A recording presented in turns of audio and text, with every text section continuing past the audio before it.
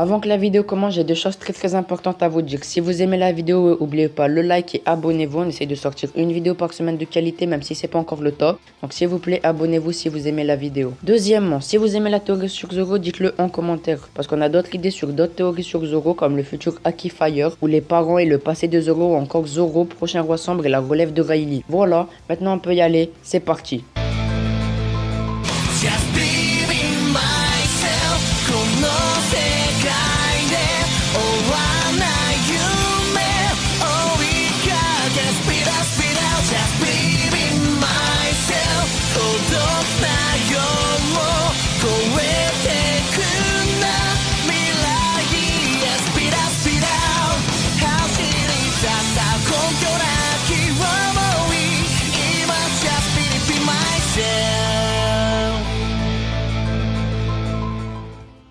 Zoro révélera sa vraie puissance à Wano Kone. Pourquoi Wano Kone? Parce que c'est le pays des samouraïs, réputé pour sa puissance faisant même peur à la marine. Et franchement, quel meilleur endroit pour Zoro que de faire ses preuves sur cette île. Il combattra sûrement le shogun ou l'une des trois calamités et éliminera de nombreuses sbires comme le fait sur l'île des hommes poissons à l'aide du Haki des rois. Et c'est pendant un gros combat qu'il fera appel à ses démons. Je vous explique la théorie. On sait que Durandal est le sabre maudit de Cavendish. Je pense qu'il abrite Akuba. Sinon, pourquoi on l'appellerait sabre maudit? Cavendish a des troubles du sommeil comme Ace ou Luffy. Et c'est à ce moment que Akuba s'éveille, prenant possession du corps de Cavendish. Il lui donne une très grande rapidité, difficilement percevable même avec le Haki de l'observation. Durandal est un Meito, c'est-à-dire un sabre célèbre et de très bonne qualité comme Shusui, le sabre de Zoro.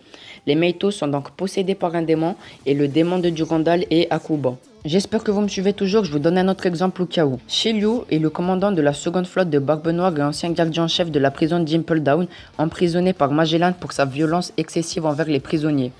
Il est réputé pour apprécier tuer les prisonniers, il est assoiffé de sang. Cependant, son sabre reste inconnu, ça reste une hypothèse, mais ça peut être le démon de son épée qui lui donne cette soif de sang. Un épéiste membre de l'équipage de Barbe Noire doit avoir un sabre de ce niveau. Le plus grand sabreur du monde est sûrement informé sur la malédiction. Mihawk aussi a une épée maudite, le Kokuto Yoru, une des 12 lames de premier rang. Le démon doit être très puissant. Je pense que le démon de Cavendish et Mihawk leur donne un type d'œil similaire.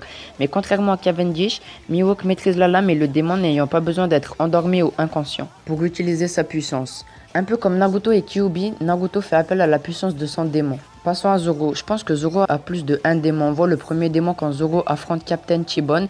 Et comme par hasard, c'est seulement son œil gauche qui change, devenant rouge. Et le démon, en plus, a un seul œil qui plus est rouge. C'est le même démon lorsque Zoro attaque des marines à Enies Lobby. Et finalement, contre Kaku, durant le combat, nous avons eu un aperçu du second démon Ashura. Zoro a donc deux démons. D'après moi, il en a besoin pour avoir un avantage sur les autres sabreurs. Bien sûr, si Zoro a deux démons, ça serait plus dur à les contrôler. C'est pourquoi c'est Zoro qui, après les 2 ans, est revenu le plus musclé. Pour maîtriser les deux démons, il faut une grande force physique et mentale, je pense. Le Sandai Kiketsu et Shusui sont chacun possédés par un démon, exerçant une pression physique et mentale sur Zoro. Après les 2 ans, on revoit Zoro avec une cicatrice comme Rayleigh. Pour moi, c'est comme un sceau, une façon de sceller un des deux démons et de rester plus stable. Voilà, la vidéo est finie, j'espère que vous avez apprécié. C'était une petite vidéo théorie rapide sur Zoro, et donc si ça vous a plu, abonnez-vous s'il vous plaît et lâchez un petit like.